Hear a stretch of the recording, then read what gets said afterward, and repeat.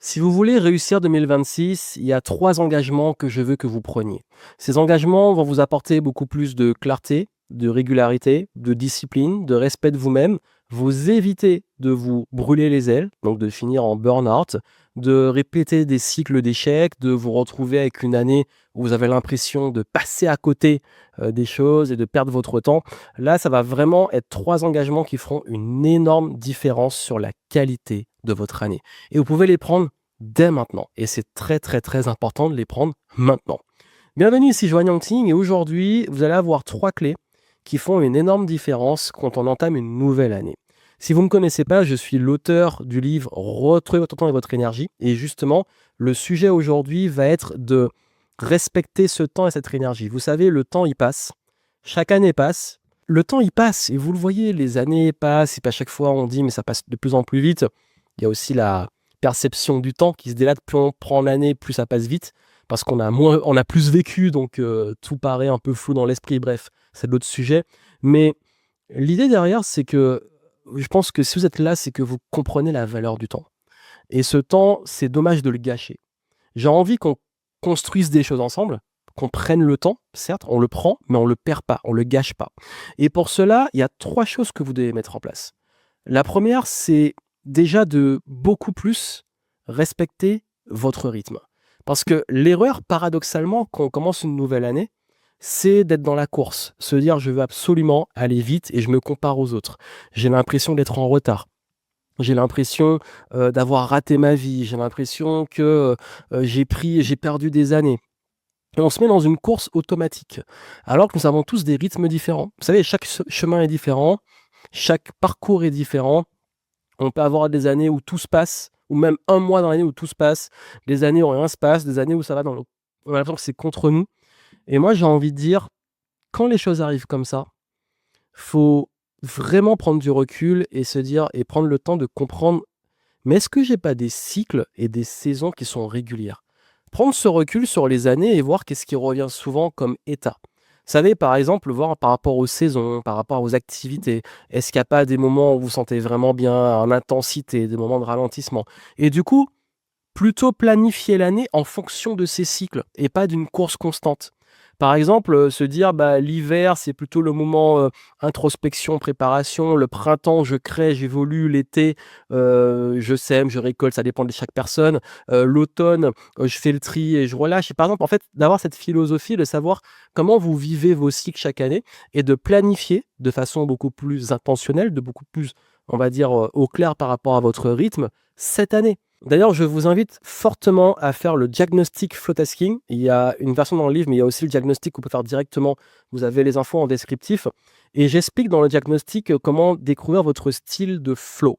Ça veut dire votre rythme naturel et en fonction de ce rythme, ça va vous donner des indications sur, est-ce que vous êtes plutôt avec un rythme, comme je dis, variable, donc ça varie d'un jour à l'autre, assez continu, donc c'est régulier, comme moi, périodique, intensité et repos et ça va beaucoup vous aider à mieux organiser votre année, votre trimestre, vos semaines en fonction de ce rythme. Vous allez mieux le comprendre et le connaître. Donc franchement, je vous invite fortement à faire le diagnostic qui est en descriptif et ça va vous aider par rapport à ce concept de mieux comprendre vos rythmes et être OK pour adapter en fonction de ça.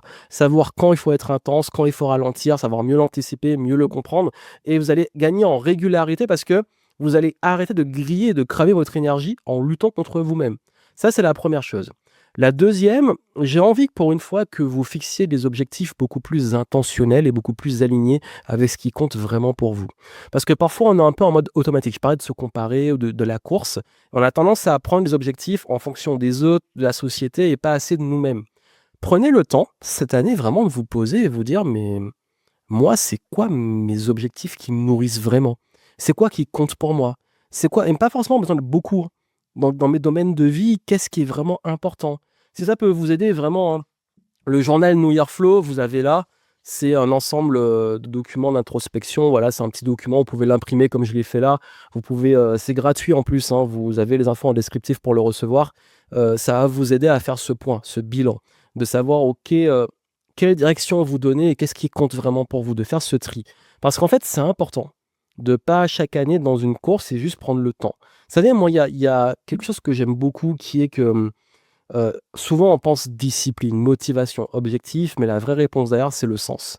Quand ça a du sens et que c'est important pour vous, vous trouvez la motivation et la discipline.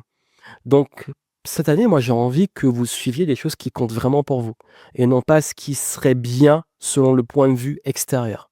Prenez ce temps de réflexion. Et le dernier point, c'est de prendre un engagement de résilience et de persévérance. Même si vous avez eu de longues années difficiles, croyez-moi, j'ai quand même une philosophie qui est que chaque chose nous construit et nous rend meilleurs et que notre moment va venir. Et c'est pour ça que moi j'aime beaucoup l'expression qui dit que rien n'est sur ton chemin, tout est en chemin. Rien n'est sur ton chemin, tout est en chemin.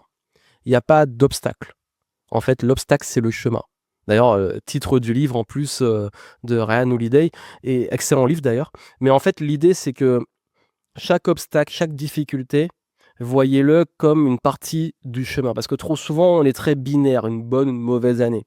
J'en parle beaucoup quand je fais mes bilans de l'année. J'explique que moi, année difficile, année plate, année plutôt positive, facile comme on pourrait dire, je vais plutôt me concentrer sur qu'est-ce que j'en tire. Qu'est-ce que j'ai appris? Qu'est-ce que ça m'a amené comme changement? Même si ça a été dur, justement, qu'est-ce que ça peut m'apporter comme transformation par la suite? Et parfois, on se rend compte avec le recul que les années précédentes nous construisent assez pour créer et affronter la suite.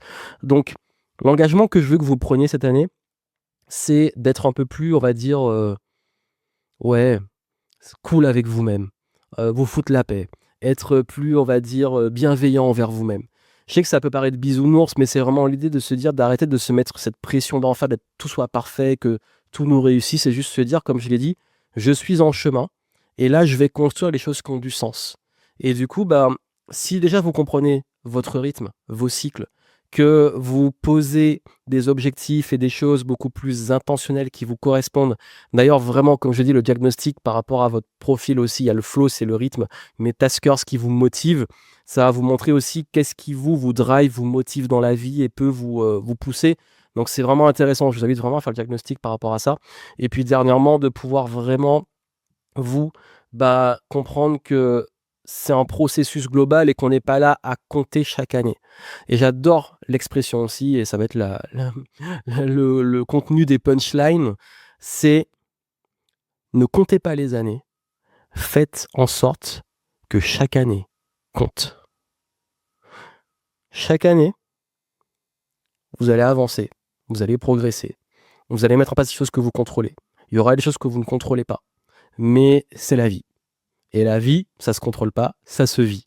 Donc moi, je vous souhaite justement de vivre cette vie pleinement, de façon plus consciente de vous-même, plus intentionnelle dans ce que vous mettez en place, parce qu'on a besoin des projets pour se motiver, pour avancer, mais aussi et surtout d'une conscience de ce chemin que vous créez et que quand vous regardez derrière, vous dites: «OK, par rapport à tout ça, je ne peux pas avoir de regrets parce que j'ai fait ce qui était juste, je me suis respecté, j'ai suivi ce qui compte pour moi». Et donc du coup, j'ai construit une année qui a du sens.